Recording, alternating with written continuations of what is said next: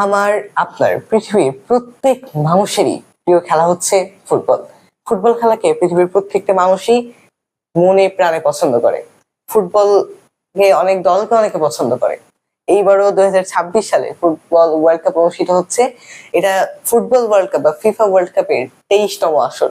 United states of America, Canada এবং Mexico এই তিনটা দেশ যৌথভাবে এই 2026 সালের 23তম ফিফা ওয়ার্ল্ড কাপের আসর উদযাপন করছে এবং আয়োজন করছে।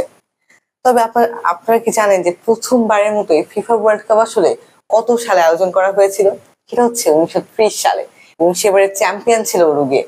কিন্তু আপনাদের কাছে এবার প্রশ্ন থাকবে, এইবারের বিশ্বকাপ অর্থাৎ 2026 বিশ্বকাপ কোন দল জিতবে বা 26-এর চ্যাম্পিয়ন করা হবে? Argentina, Brazil, German, France, Spain নাকি অন্য কোনো দল? অবশ্যই কমেন্টে জানাবেন। আপনার দল জিতে কিনা আমি দেখতে চাই।